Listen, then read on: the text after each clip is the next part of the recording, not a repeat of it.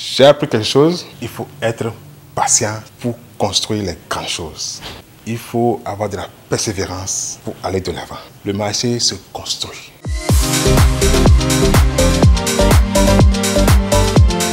J'ai pensé un instant à quelque chose que je dois léguer aux enfants. En étant en informatique, c'est le secteur des services.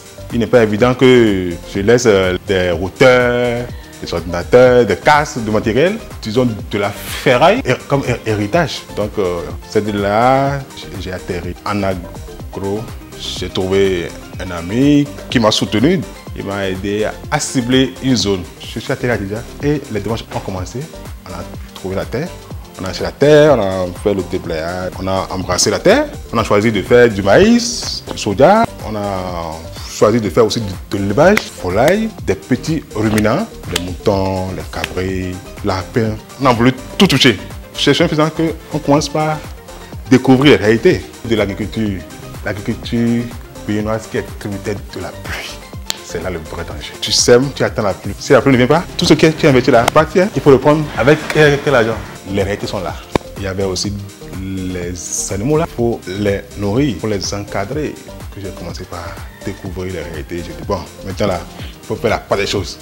J'ai dit bon, maintenant je me concentre sur l'élevage. Voilà que tu ne peux pas faire l'élevage sans nourrir les animaux. Donc je ne pouvais pas aussi abandonner complètement la production végétale.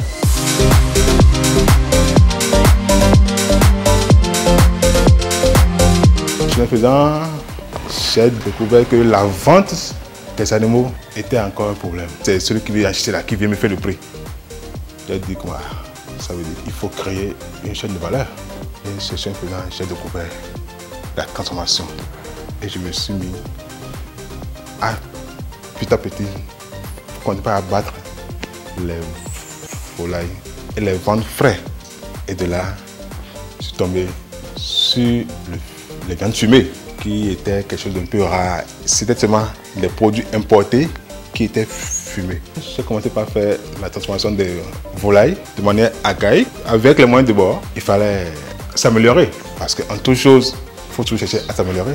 J'ai fait de mes recherches pour avoir un équipement afin de pouvoir faire des viandes fumées en grande quantité. Je suis tombé sur les fumoirs qu'il fallait avoir. J'ai pu réaliser mon premier fumoir.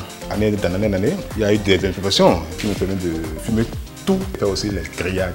L'erreur première que j'ai remarquée, c'est d'avoir investi beaucoup d'argent dans l'acquisition du domaine, alors qu'aujourd'hui, je découvre qu'il vaut mieux aller à la location et prendre l'argent et investir dans la réalisation du projet. Et l'autre chose, c'est de penser que l'on peut faire cavalier solitaire.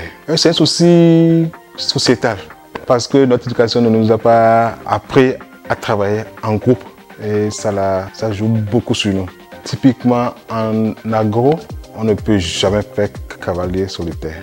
Seul, on pense qu'on maîtrise tout. Et quand les coûts aussi viennent, tu les encaisses tout seul. Alors que quand vous êtes en groupe, les coûts se partagent.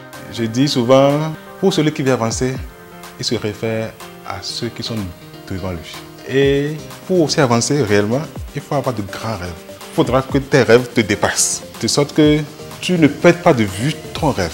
Étant animé de tous ces préceptes, ça te guide vers les horizons qui vont te faire aboutir à tes rêves.